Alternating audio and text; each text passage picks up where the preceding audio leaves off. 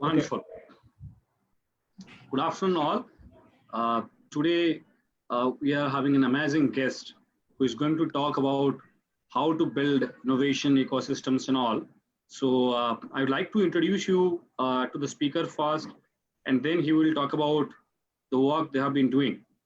And meanwhile, we will be taking your questions on Zoom and Facebook Live. You can post your questions there, and we can take some of the questions for sure. Vish, I'm audible? Yes. Yeah. So today the participants broadly will be students, innovators, entrepreneurs. These are the stakeholders from the primarily Gujarat startup ecosystems, and some of them are attending from outside Gujarat ecosystems also. So I'm sure this talk will be quite useful. I also welcome Sri M. Nagarajan, Director, Commissioner, Higher Education, who will shortly join. Welcome you, sir. Thank you. I'm sure you're traveling. The amazing thing for us is at whatever situations, locations, coordinates you have been present in our sessions. So I would like to welcome sir also. I'd like to little bit brief about what Vish has done. So by the way, Vish, yes, I'm just here to welcome Vish. I had a brief interaction with Forge Accelerator because of a hackathon. I just have a meeting. I'll probably join back after half an hour. All right. Thank you, sir. I'll look forward to having you back here. Thank you. Yeah. Wonderful. Wow. Thank you, sir. We'll have you soon after this presentation. So Vish Sahasranamam, in short we call him as Vish, is co-founder of Forge, an incubator based out of Coimbatore. It's Coimbatore Innovation and Business Incubator, CB. It's supported by Department of Science and Technology, Government of India, and Shakti Group of Coimbatore. It's a conglomerate promoting education and a lot of charitable things in the state of Tamil Nadu. Unique thing about what Vish and his team has done are into space of new product design, business enterprises, right in an academic campus. How do you really see that the students who come for an academic degree go through a very rigorous, systematic pedagogical process so that they can create more innovation and enterprises. So Vish co-founded this center at Coimbatore after a long stint in corporate world. He's an engineer by profession and postgraduate diploma and MBA from IIM Bangalore on strategy, entrepreneurship, and marketing. So he understands technology in depth and also how the ecosystem need to be built. He has more than 18 years of experience in diverse experience in strategy, business planning, product strategy, product management, marketing. So per se, he is a thorough man who understands entrepreneurship in and out. One of the interesting things that Vish has done is to create a very, very design thinking oriented, very, very strong innovation pipeline coming from the students and academics domain and put them into incubation and take them to market. So he will definitely talk about how they have really, really managed business strategy, strategic innovations and products of these young people who is typically are seen in a corporate world. And interestingly, he has mentored a lot of startups, not only in Tamil Nadu, across this country. He's a part of our committee at All India Council of Technical Education, AICTE's Innovation and Entrepreneurship initiatives, and also helping us to create strategies how universities and colleges can make innovation ecosystem possible at their space. So certainly his talk today will be not only be informative about what they have done, but some of the insights of what they have done would really be leveraged for institutions and universities in any of the states in this country who are serious in designing a long-term system. I said that one of the key innovator has done is creating hardware startups. So typically we look for a typical low-hanging innovators and entrepreneurship support system, but his incubator has focused on how to take hardware ideas and build products and take into an enterprise level and in a systematic way, right? From how do you do market analysis, how do you design a beautiful product, and how do you really take it to market? So I think one of the key insights this session will share with all of you is how do we really make a systematic approach? There is an approach of making innovations by accidental way or letting it happen the way it is happening, but how do you really bring in systematic bringing innovation entrepreneurs in the ecosystem. I think that's going to be a key insight from the session. Thank you all the people who have joined us on the Facebook Live, through iHub, and all people who are joining on Zoom. Over to you, Biz. I think it's up to you. Now, how do you really share your insights and also suggest what these institutions or innovators or entrepreneurs per se need to take insight from your efforts so that we can harness better outcome? Sure. Thank you, Hiranmai. Thank you for the opportunity. I'm very delighted to be here to do this webinar, and for all of the participants, both on Zoom as well as on Facebook Live, good afternoon, and thank you for taking your time out to listen to my thoughts based on my experience, based on my the work that we've done. I thought it's good to share some of what has worked for us. Especially in the context of so many changes going around us, it really is important that we share our knowledge, we share our experience, and we learn from each other, we depend on each other, and we benefit from each other. So I'm very happy and very thankful, Hiranmai, for having given me this opportunity. The topic per se, right, that we wanted to talk about, let me just bring this up here. 1 second. Some problem with my 1 second. Yeah. Okay. Yeah. So this is the topic: fostering innovation, technology, and entrepreneurship, an ecosystem for these things in academia. That's the topic I wanted to talk about. Essentially, what I would look at is 3 parts to it. 1, why? Why should we do this this work inside academia? Why? And I will try to talk in terms of the opportunity, right? What is the opportunity? Why we should do this? Second, I will touch upon what is the strategy or the how, right? I may not have much time for what, because it's a 40-minute, 45-minute webinar, so I may not be able to get so much into the what, but that is something which we will be absolutely be happy to do. Following the webinar, if some of you wanted to get in touch with us, we'll be happy to have further conversations, whether it's educators, whether it's administrators of institutions, whether it's students. Please feel free to get in touch with us, and we'll be happy to discuss more about the what. So the why and the how of this topic, right, is what I'm going to be talking about in this webinar, right? So why? Now, this question, why, right? Naturally, this question is very important. Before we get into anything, before we do something, we learn something, it's always very important why we're doing it. What is the purpose? What's the vision? What's the, what's the goal, right? All of those things, it's very important for us to understand why. But before I get so much into why, what has started to matter even more is the question, why not? And if you look at what has happened in our lives in the last 2 to 3 months, a lot of these why not questions have become much more important, right? So why not spend time at home and not go to malls? And we find that we can live a very happy life. Why not cook at home and eat at home and not go to restaurants and not order food on Swiggy? We can lead a healthy life. We've seen that it works in the last 2-3 months. Why not work from home? Why not work from anywhere? Why not work from remote? And why do we have to go to work every single day? Why not keep roads empty? Why not keep classrooms empty? Why not engage with students on an online learning platform, right? So there is no end to this why not. And if you really look at it, not so long ago, just 2 months ago, a lot of these were looked at as why. Why do we have to not do these things, right? Why, right? But now we're in the world of why not. So that is something which I thought was very important for us to set the context with, right? We are now collectively more capable, and we are now habituated to asking the why not questions as opposed to the why questions.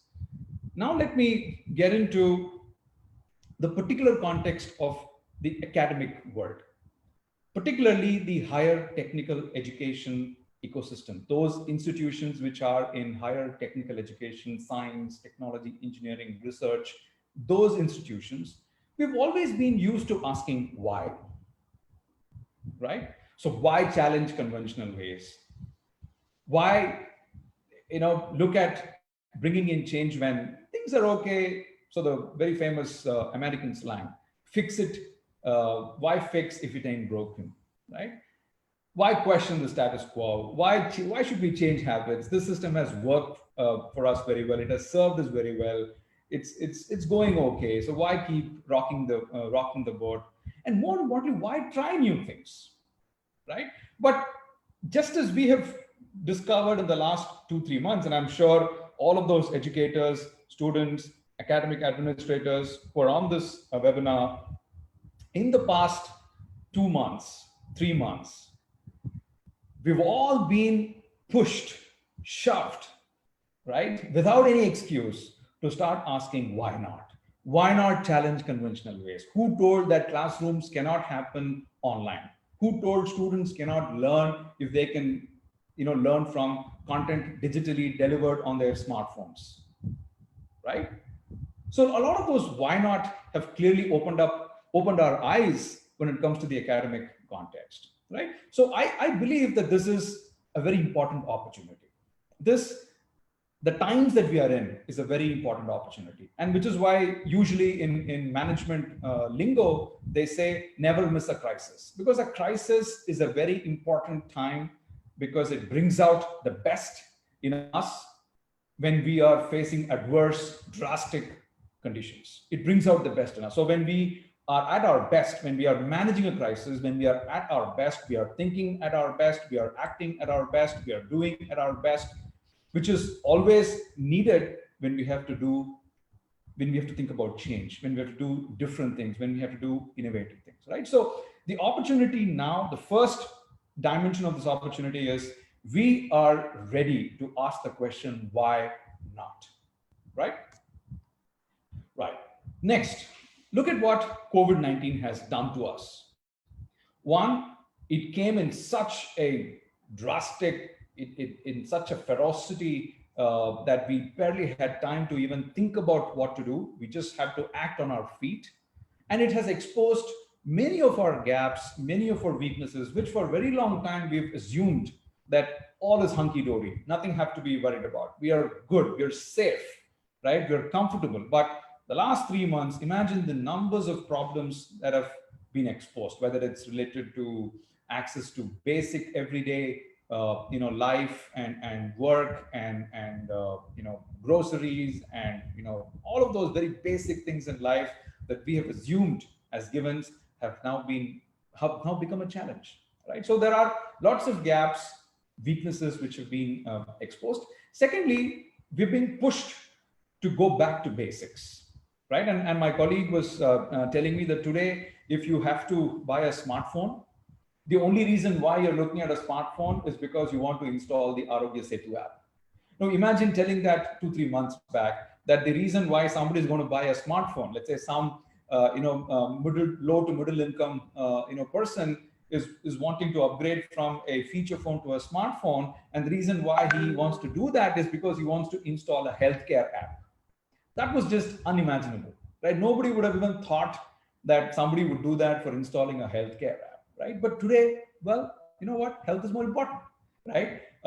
We are not today worried about getting food delivered via Swiggy, going to fancy restaurants today, or buying luxurious goods and discretion spending on consumer electronics on let's say Flipkart or on Amazon. Today we are worried about how can I get my local grocer, my departmental store just about a kilometer from my residence, how do I get him to use e-commerce to have him deliver the stuff that I want for basic everyday groceries and condiments, right? So we're back to basics, right? And we've also realized that this basic needs, whether it's healthcare, whether it's easy accessible learning, whether it's access to e-commerce digital capabilities for not just the big baskets and for e-commerce, why not every retailer have access to these kinds of technology capabilities?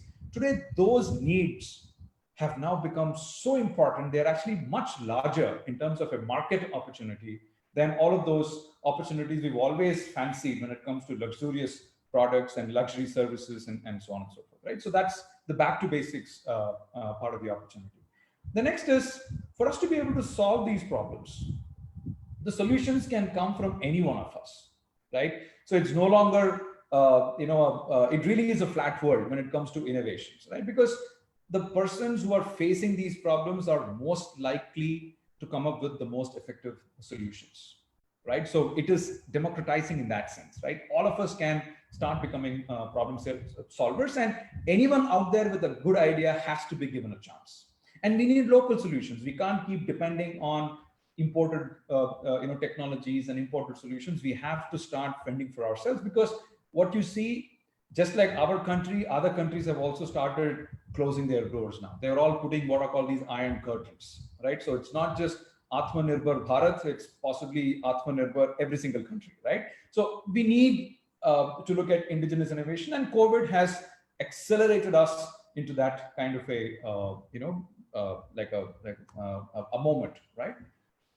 Then we've seen ourselves very open to change. We find ourselves open to new things. We're willing to try things out, right? So naturally, the barriers that are usually faced by innovators in terms of getting their innovative solutions, innovative products, innovative processes adopted, those barriers are getting busted, right? So there are reduced barriers to adoption, very reduced barriers to change, and so on. And let's look at the most important aspect, which is the impact on the economy, particularly unemployment, right? But that's a huge, huge, huge challenge. And it's also a huge opportunity, right? So how do we really look at these various aspects of opportunities which actually existed, right? They were all around us, right? But thanks to COVID, they've been brought to the surface. Not just to the surface, we've been hit by a fast-moving train in terms of how these opportunities have become the most important now for us in these unprecedented times. So what do we need? What do we need to translate these opportunities into realities, right? What do we need to exploit these opportunities? Who do we need? It's not just what, right? It's who do we need, right? So we need innovators, we need problem solvers, we need change agents, we need entrepreneurs, we need visionaries, right? But before that, right, let's look at other aspects of the Indian economy post-COVID-19.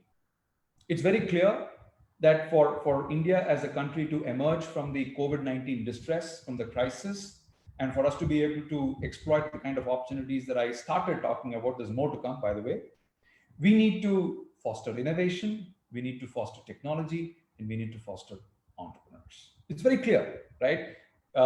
We can't expect engineers to come out of graduation anymore and think about finding a job. We don't need job seekers, we need job providers, job creators, right?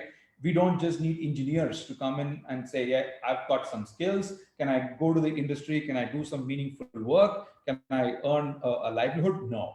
We need people who actually can look for problems, find solutions, and translate those solutions into deployable solutions, into commercial products, into successful businesses, and build companies, and so on and so forth, right?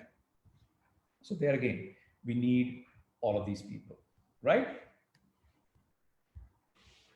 I'll let the joke sink in.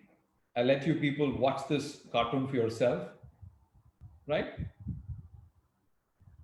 Yeah, that's how important digital transformation has become now. And in just a matter of 2 months today, right? 2-3 months back, I know what the situation was because we've been actively looking at industrial innovation activities where we're trying to connect startups who are doing industrial deep tech solutions using AI, IoT, robotics, AR, VR, 3D printing, digital manufacturing, and connected manufacturing, and all of those technologies. We are trying to, as an incubator, we're trying to connect those startups with those innovative ideas and technologies. We're trying to connect them to companies who need these digital transformation solutions. And just 2 months back, we know how those discussions were, right? People were not wanting to give it the due importance. People were basically saying, yeah, but what's the big deal? You know, that's not the most important problem for me to solve. I want to get my orders for the next quarter, for the next year. I want to improve quality. I want to, stop being dependent on manpower of certain type. I want to worry about subsidies coming from the government, tax rebates, right? They were only talking about those things. But today, you don't have an excuse. You're literally dead.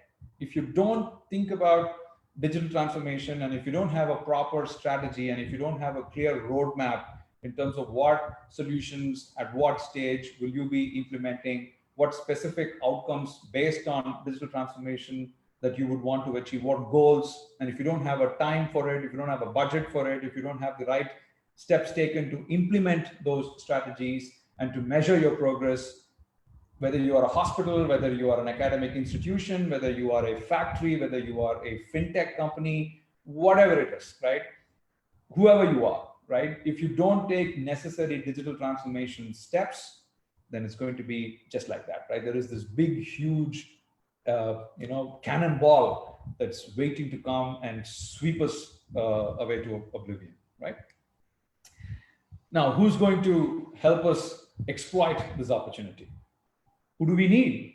Innovators, problem solvers, change agents, entrepreneurs, visionaries. Let's look at healthcare in particular, right? If you look at all of these aspects, if you look at all of these themes under healthcare, broadly, they would fall under digital transformation. They would fall under making healthcare more inclusive. They will talk about making diagnostics more affordable, more available. They'll talk about reducing the cost of healthcare. They'll talk about improving the efficiency of healthcare, health delivery in, let's say, remote corners of the country. They will talk about the state of the public health infrastructure, right? So these are normal problems. They've always been there, right? But thanks to COVID, healthcare has become a national priority. It's as important as defense. It's as important as space, right?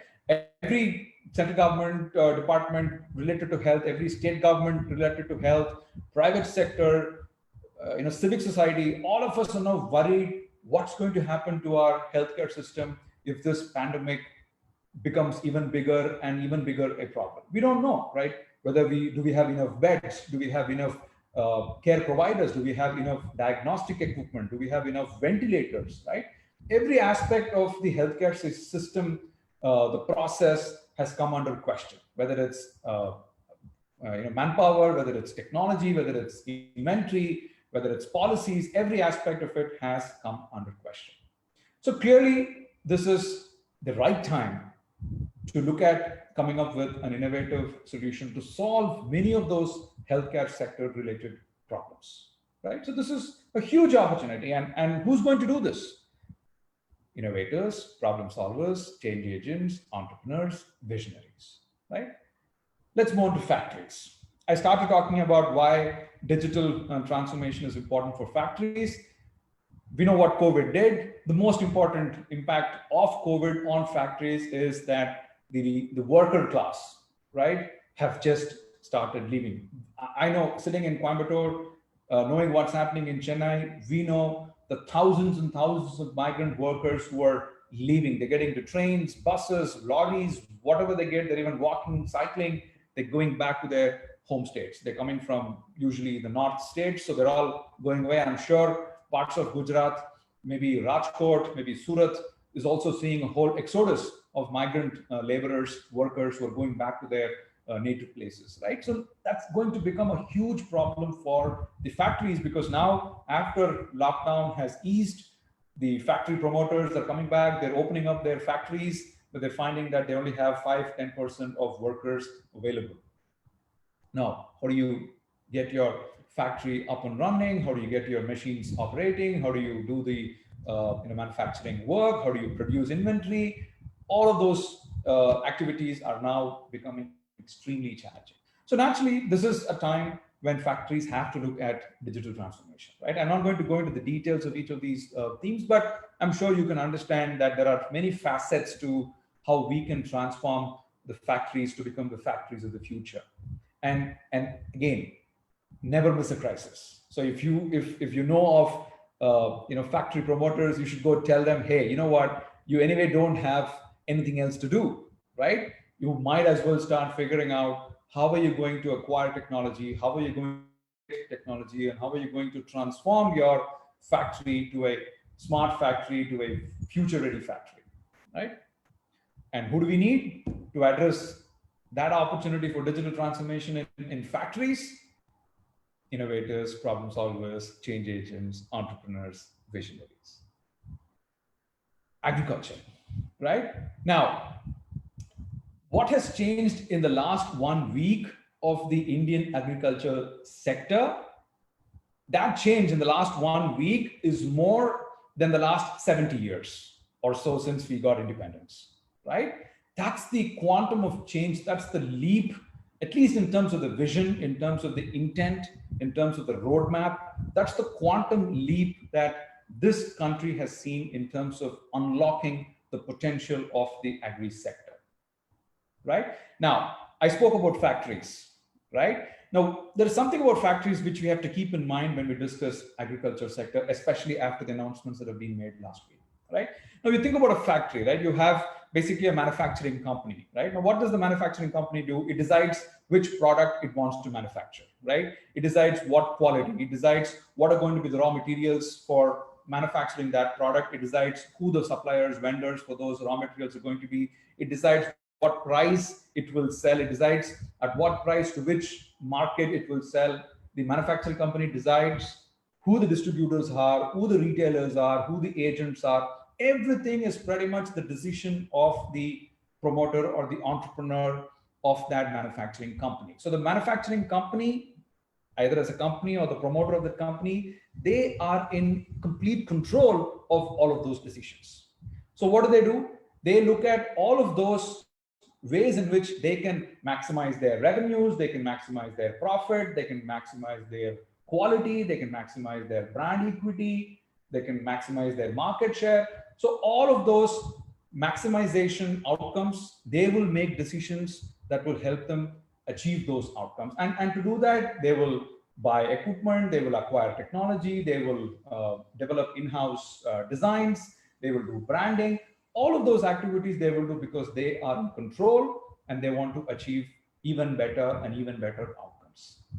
That was never true with agriculture because the farmer was always told what to do, right? The farmer, maybe there are some farmers, but that's like exceptional, right? Maybe we're talking what, maybe 5% or even less number of farmers in a country like India can decide what they want to do. The rest of them are basically, at mercy, right? They're at the mercy of many stakeholders, policies, subsidies, loans. They're at the mercy of the weather. They're at the mercy of the quality of the soil.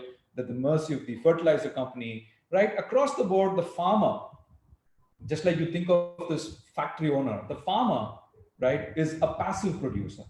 He's not an active producer. He's not able to, he can't decide what crop, he can't decide what price, he can't decide which market, he can't decide which season, none of that. He's got to go with what he's told, what he's forced upon, right? Now that is going to change. Now that change is not going to happen tomorrow. It's possibly going to happen over the next, several years, if not decades. But in that context, if we start seeing these newer opportunities, integrating technology, using science, using data, right? Look at how much more productive these active farmers, active producers, farmers who are active producers will become, how much more successful they will be with their farming, with their output, with their profits, with their quality, right? Because they are now they're going to be in control of their destiny. They can decide what to acquire, what technology to use. So that's the potential that we have unlocked in this country by opening up and deregulating the agriculture sector, right?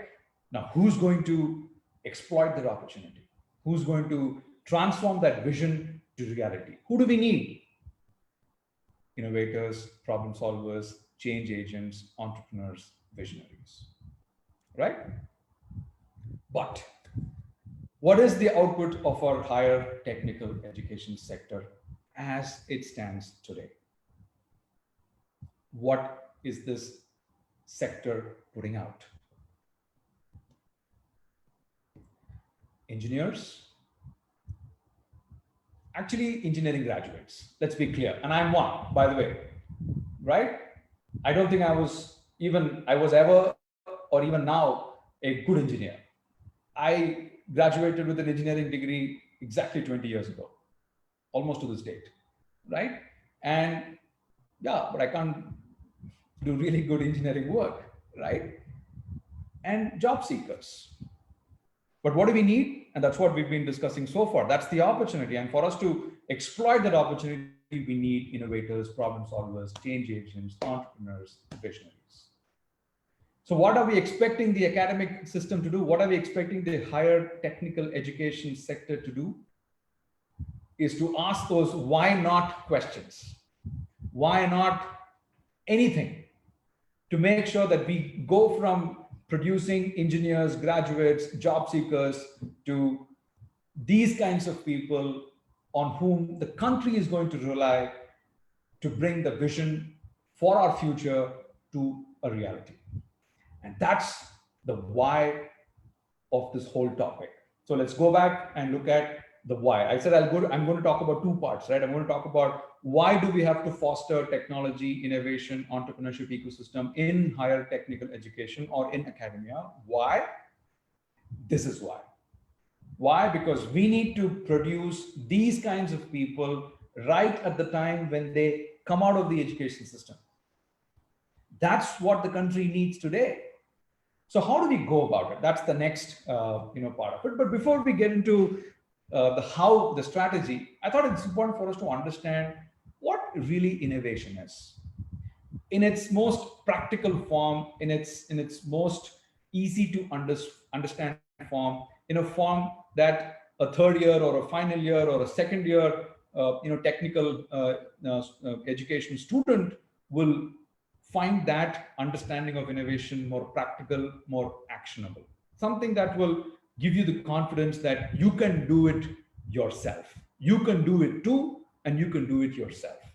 Let's try to see if we can come up with that definition for innovation. And what is that definition? Innovation is about solving real-world problems using technology. And when I say using technology, you can also include developing technology and then using technology or applying technology, or you can directly apply technology that is already available, and you can use that technology to solve real-world problems. And that solving of real-world problems should lead to progress, should lead to change, should lead to prosperity, and ultimately profit. Right? That's innovation in a very simple nutshell.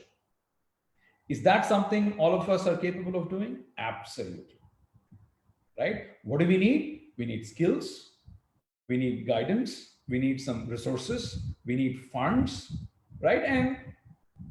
And we need hope, right? And if we have all of that, can we expect students, can we expect educators, can we expect researchers in the higher technical education ecosystem to become innovators in such large numbers that the country can truly transform into becoming the world's superpower? Now, traditionally, how we look at this entrepreneurship, right? When we talk about entrepreneurship, especially even within the context of academic education, we think of this one big leap. I come up with an idea, and I'm already thinking whether this idea will become the next $1 million product or $1 billion company. And everybody around me is also expecting the same thing. If I go to a forum where there are some, let's say, investors and some mentors and some experts, and I put my idea forth to them, they're also saying, hey, yeah, but is this going to become huge? Is this going to become a unicorn? Is this going to become a market leader, right? Is this going to become a 100 crore company? So the expectations, the bar is always set very high. I'm not saying set lower bars, but I'm saying be contextual, right? In the context of student innovators, in the context of innovation that can happen inside academic institutions, how should we really look at this context? What should be the bar? Where should we set the bar? where should we, what should be our aspirations? That's what I want to talk about. So this big leap, one big leap never works. What we've instead seen is that if you actually look at the very process of how you go from an idea to an enterprise, it basically goes through these 4 stages. So you come up with a problem that you think is worth solving. You validate the problem. You really understand how the necessity of the problem, the severity, and you understand the significance of solving that problem. You understand all of that, and then you're trying to create a solution using technology, using creative design. You're building a solution to solve that problem, and you come up with a prototype to basically prove to the world that, hey, I have a solution to solve this problem. And you're getting that prototype to be used by your target users, your target customers, and they're giving you feedback that, yes, this solves my problem, and I'm willing to pay a price for buying that solution in the future, right? That's essentially what we're trying to do in that problem to prototype step. And then you're trying to convert that into a product. You're trying to convert that into a company, manufacture and sell more of that product, trying to generate revenues, trying to make profit, and then see if you can just go bigger and bigger and become even bigger company as you do that, right? So essentially, this initial phase, this going from a problem to a prototype, is innovation, right? And what happens next is entrepreneurship. So it's not a good thing to do if we expect this entire process to be seen as one big leap. If we can see these as 2 stages, then it's extremely practical to see if the stage 1 can be accomplished before technical students graduate from their respective degree programs. Which means if you can become an innovator before you graduate, it's a big deal. And we can hope that if you have the passion and the vision to carry forward, then you can become an entrepreneur after you graduate. Right? So it's not about just seeing those few people here or there inside academic institutions who have the natural flair, to constantly keep tinkering with things, building things, to take problems, to try creative solutions, innovative solutions to solve those problems. That is always happening. I'm sure even in your own colleges, you know of boys and girls who keep doing that without any formal support or intervention or a program or a course from the college or from the university. All of us know of many of those students in pockets who are doing that. But what I'm talking about is how do we mainstream this? How do we get everyone in technical education, every student, every educator in technical education to have a real shot at innovation? That's what we're talking about here, right? So our goal in that sense, right, is to see if we can get this first step done before you graduate from your higher technical education degree. And what we mean by innovations, I said I'm going to define innovation in a practical sense, the output of this innovation process, right? We always think in terms of, okay, there is a process, what's the output of that process? So if you're going from problem to this prototype, what is the output? We're basically expecting that if you can take a problem and you can build a solution which is useful to someone, and that someone is what we call your customer, and it's usable, which means you don't have to go and demo that all the time. It's something that's ready for your customer to use it on his own and to be able to solve the problem and to be able to derive the benefit or the gains or experience the gains. So it's not only useful, it's also usable. Second, related, it's deployable, which means that it can become a permanent solution. It's not a toy. It's not a lab proof of concept, right? It's something that you actually can put it out there and say, yeah, this solution can be permanent. So it's what we call deployable, and it's technically feasible, which means it will have to work, right? So if we can think of these as the attributes of what we expect in terms of the output of the innovation process, then this is something that is absolutely doable within the context of higher technical education. Has this been done? Let's talk about some examples. I've been, talking way up in the air. let's descend to the ground level and actually look at the reality. The reality is that, yes, this is absolutely doable. And I'm going to show you a quick set of innovations which have been done by students during their engineering, science, technology degree programs. When they went through the program that we offer through Forge, they were able to take up real world problems from the industry, from the, from defense, from civil society, and they were able to come up with solutions, and they were able to make them deployable, right? And what you're seeing, and some of these examples are exactly that. I'm not going to go into the details of it. I'm running a little short of time, so I'm just going to skip through real fast, right?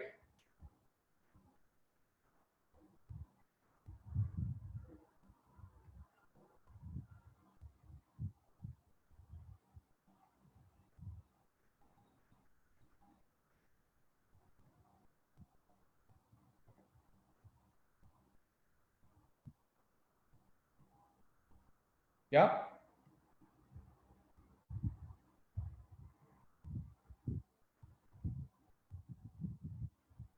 Yeah.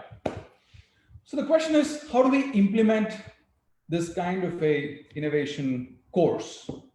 How do we make this innovation activity mainstreamed within the academic curriculum? Because we're talking scale, right? And I'm sure all of you can understand that if you have to do something within the academic system, it needs to be structured, it needs to be properly defined, because it can't just be some ad hoc random activities here or there. Everything needs to be properly done. It needs to be reviewed. It needs to be evaluated from time to time. It needs to be managed, monitored, reported. So we need something in a more structured form, which can get embedded into the academic curriculum, which is when it will gain that significance and the sanctity. Otherwise, it will become random acts here or there, right? So that is a very important thing. Only then this will scale up. Only then we will have hundreds, if not thousands of students and educators engaging in innovation activities within our academic institutions. So the answer to that is what we call in Forge the Innovation Practicum. So just like we have the academic curriculum, which is largely learning concepts, learning language through lectures, through practical laboratory sessions, through exams, and through certain other blended learning models. All of that is what we call the academic curriculum, or the engineering, technology, science curriculum. This is practical. This is front and center. In fact, only doing. So you learn by doing. You learn technology by applying technology, right? And everything around this practicum is what you do, right? Whether it's a question of what technology you learn, what science you learn, everything is evaluated, assessed on the basis of what you can create out of it. What problem can you solve? How have you solved that problem? What can you demonstrate to say that I have solved that problem, right? So everything is output based. Everything is outcome based. It's not input based. I spend 45 hours attending to lectures, so yeah, I get so many credits. No, it doesn't work like that, right? I scored so many marks in an exam, so I wrote so many answers in an exam, so I got so many marks. No, that's input based, right? What we're talking about is an output outcome based process. That's the innovation practicum. These are the various attributes of this practicum, and I'm not going to go into the details of it, but this is something that you can look through at a later stage. But essentially what we're trying to say is, how do we bring the real process of innovation into the course? So that the way okay, let me ask this question. If, let's say, you want to learn basketball, will you take a 3-credit course in basketball? No, you won't, right? You will basically, go out and play. Simple, right? Now, that's the kind of approach, right? So we're not looking at making this an academic process. We're trying to make this a process of doing things, right? So all of these attributes that you have on the slide about this innovation practicum is exactly that. This is learning basketball by playing basketball. So this is learning to do innovation by innovating. What are all the attributes that have to come together for that to happen? That's what this slide really talks about. Right?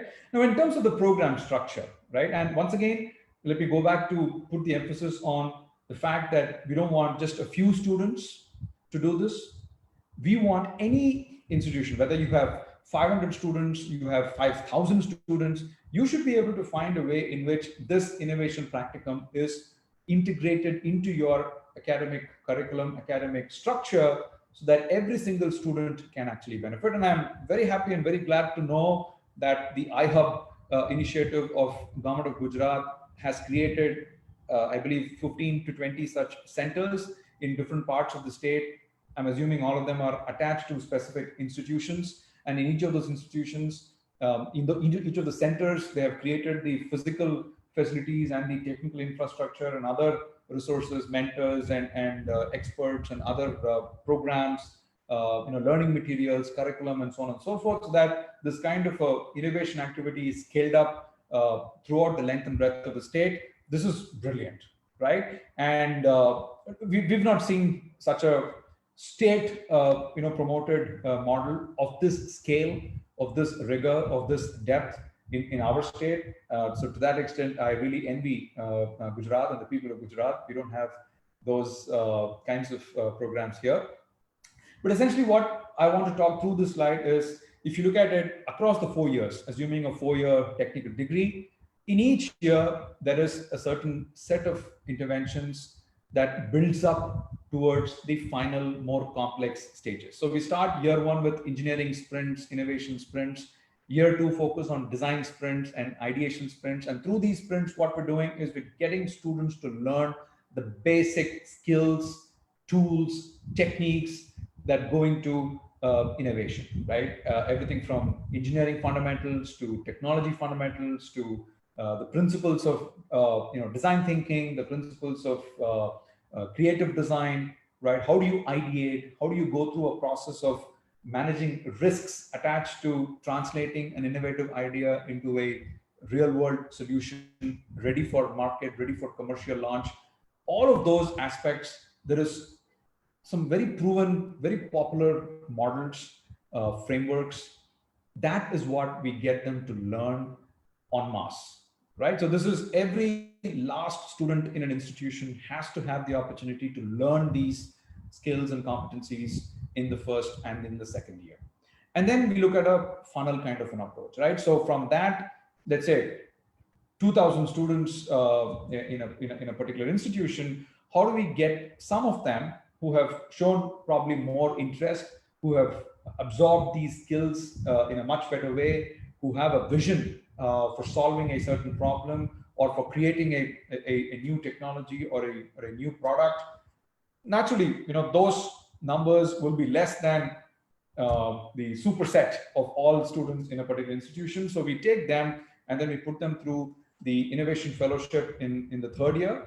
And in the final year, they go through an internship process or an incubation process, right? Typically, internship here refers to getting them to actually work for real world startups, where the kind of technologies or solutions they built in the 3rd year is actually something very relevant to the technology or product that the startup is looking to commercialize in the market. So it becomes a natural fit for those students to work with that startup as an intern. Or they can actually take it up as an incubation exercise and convert that prototype into a full-fledged product, build a company. So the time they're ready to graduate, they're actually not just an innovator, they have their own company. They've already become an entrepreneur, right?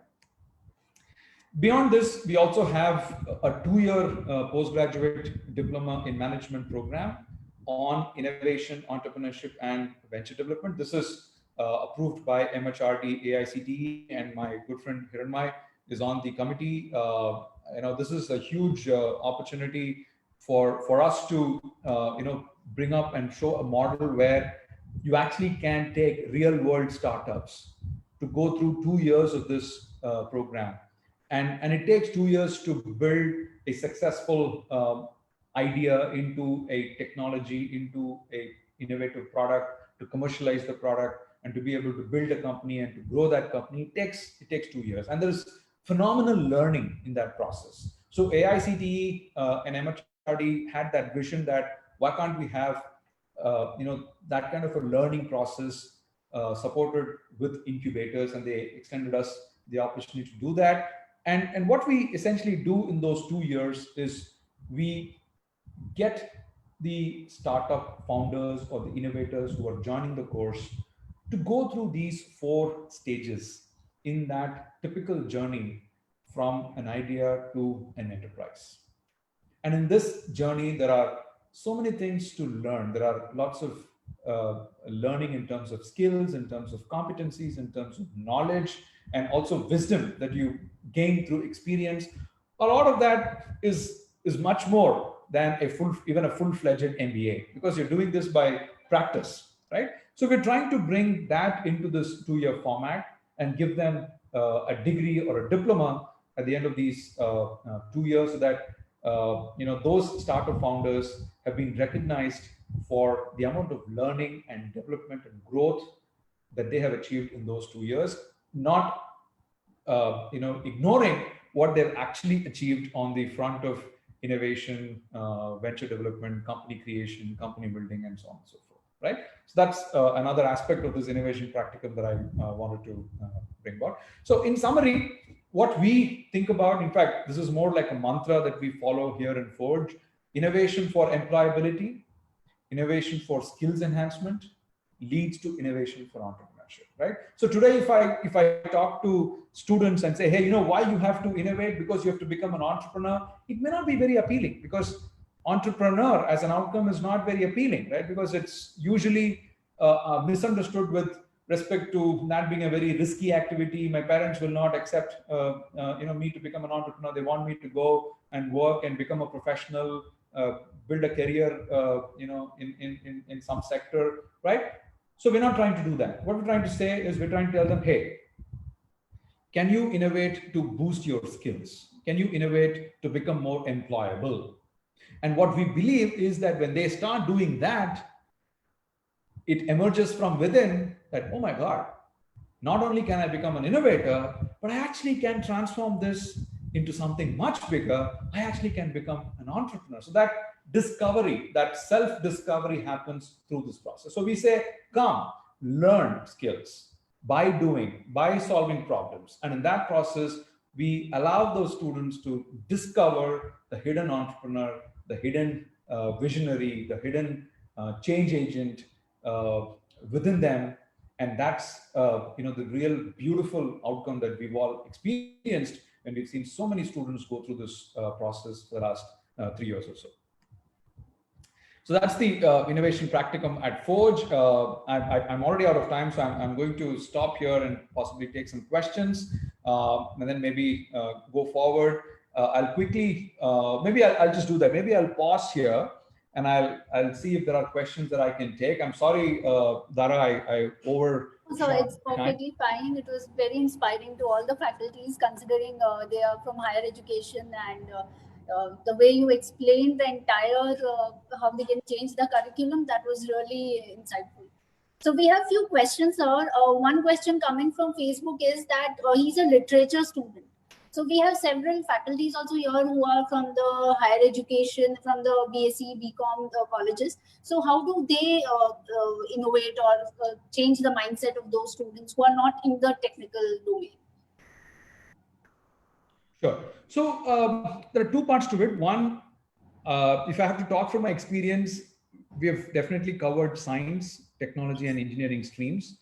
We've not had a chance at, we've not had a shot at commerce or arts students. We've not had a shot because naturally we're looking at sort of technology oriented innovation. So we assume that there is some kind of a science background, engineering background to the whole problem solving and innovation exercise. So we haven't done that, but I believe the innovations are definitely needed in non-technology areas as well, right? So there could be innovations in terms of business process innovations, that could be innovations in terms of business model innovations, right? And that's one. The second aspect is that in most cases, and we've known some very popular, very famous entrepreneurs who are not technical people themselves, right? And the famous example I'm often told is Steve Jobs, right? He was not a technical engineer himself, but he had the vision for creating something that was way beyond what others could even think of, right? And then he was able to bring these other, technically competent engineers and designers to help him translate that vision into reality, that design into reality, right? So I'm sure there are those hidden gems among our students who are in, let's say, commerce areas or arts areas. So we need to find a way to, get them to come and be involved in the kind of innovation activities that we are doing. We've not done that, but maybe that's something I will try. And we're in the why not context, right? So why not try to bring commerce and art students to work along with science and engineering students to see if something even more magical can come out of it. We'll definitely give that a shot. Thank you, sir. One more question is how the scenario in the agricultural sector going to change, considering in the COVID-19 for food and the supply chain, and how is that going to change in the next post-COVID-19? What will be the new normal? Sure. I think there are many possibilities, right? One thing we will see for sure in the very immediate term is that there is going to be a lot more of uptake of modern science and technology based solutions, right? We will definitely find that farmers will be open to saying, okay, now that I have the freedom to do something, can I start looking at things in a more scientific manner, right? That is one possibility. The second area that I often think about is the whole supply chain beyond the farm, right? So if you look at the farm, they call it the farm to fridge, right? Or the farm to store, right? If you look at those aspects, the entire chain is broken. There are states where you have huge underutilized capacity for cold storage, and there are states where you don't have basic storage, cold storage mechanisms, right? So some of those capabilities when it comes to preserving the produce from the farms to the point where they are purchased or to the point where they are consumed. I think a lot of those broken systems, inefficient systems can be solved only with technology, right? So naturally, this opening up of the sector is going to bring out those possibilities. People will, so what happens when you deregulate a sector? So we call it the free market forces, right? So the free market forces is a freer movement of ideas, funds, resources, right? And ideas translating into outcomes, right? Money going behind worthy ideas, and those worthy ideas translating some, solving some problems. So that's what we call free market forces, because nobody is restricting everything, right? So naturally, I would expect a lot more of those to happen in the very immediate term. In the long term, I don't know, maybe a few years from now, we'll definitely see more farm automation being spoken about, right? But there's also the risk of how many of these migrant laborers who are going back to those native states, because they're all basically going back to an agricultural livelihood, right? I'm sure their parents are still farmers or they're doing farming, right? So I don't know what's that going to have in terms of an effect on the excess amount of labor that is available in those places. So unless there is some parallel manufacturing activity that really picks up in those places, we're going to find a lot of unemployed youth, right? So is all of that unemployed youth going to be put into the farmland for farming purposes? Maybe. Then naturally, technology uptake will be slowed down. Automation, agricultural automation, implements, and some of those things will definitely get slowed down. One. Second possibility is there could be a huge upsurge in export of agricultural produce, because other countries are now struggling to fix their broken food supply chains. So maybe that extra demand will sort of meet the extra labor supply and maybe create some new normal, which I'm not able to predict, but maybe in the next 1 year, we'll have some serious discussions on the agri sector. Yeah. Thank you so much, sir. So one question is from a faculty who is asking that sometimes the students confuse between an innovation and an enterprise. So they come up with a product and they want to go ahead with the startup. So how should they guide the students in that regard? Okay. It's basically it's a logical sequence of certain steps, and whenever a process is a logical sequence of steps, you can't put later stage steps in front of earlier steps, right? So you have to allow that sequence of steps to happen in a certain logical manner, right? So what do I mean by that? First comes innovation, right? Which is, let's first build a solution, right? For solving a problem for a particular customer. And let's prove that the particular solution that we come up with is acceptable to that customer as a permanent solution, and the customer is willing to pay for it. Let's first get to that logical milestone, right? Because if you don't get to that logical milestone, then you're assuming that this product will become successful, this product will sell at this price, there will be so many customers, this is the market share, this will be the revenues, profits.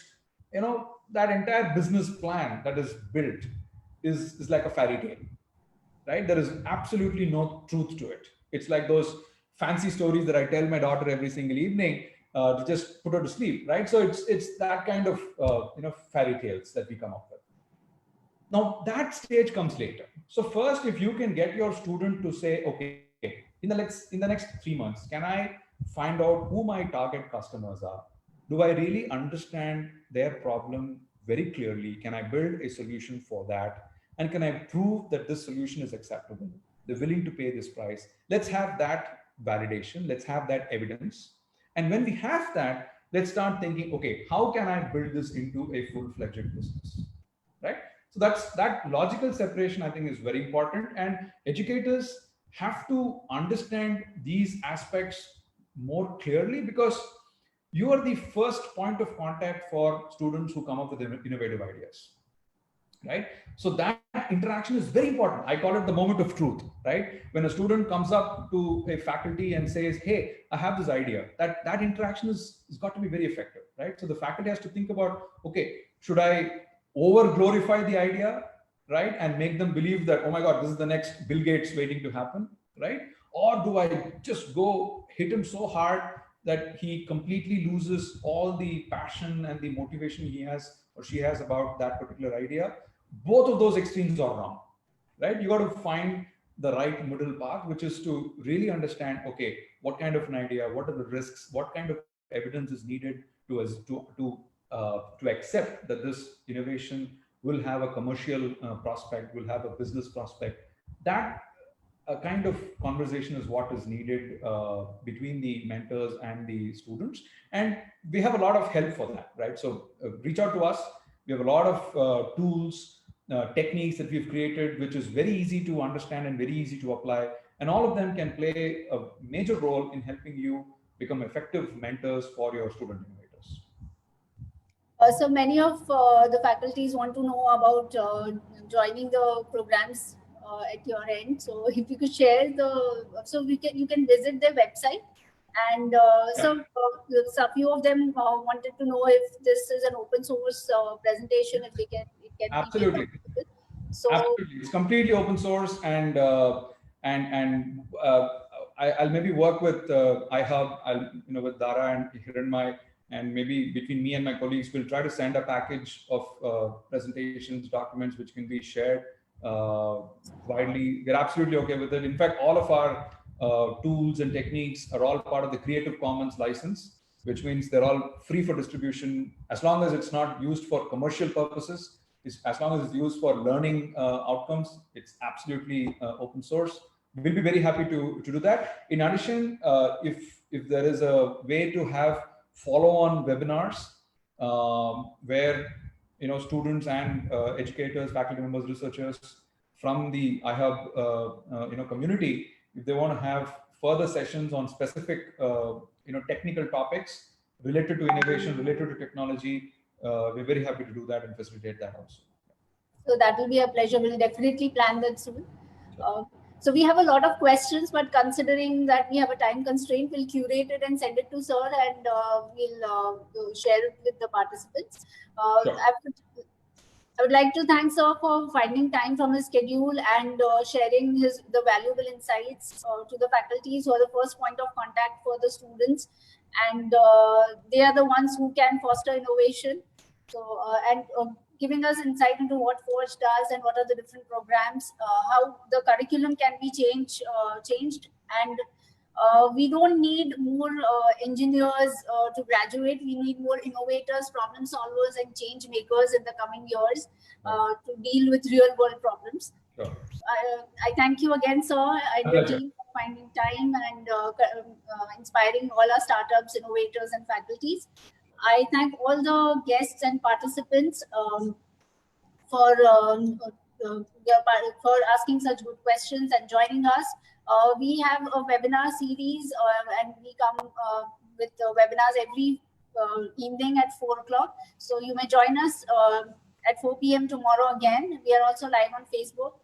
And I would like to thank all the participants who have joined us on Facebook as well. Thank you so much, sir.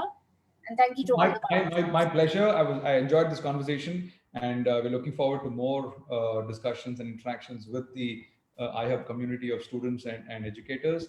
And my best wishes to all of those participants who have come today. I hope post-COVID, we're going to see many innovators and entrepreneurs come from within this audience. My best wishes to all of you. Thank you, Dara. Thank you, sir.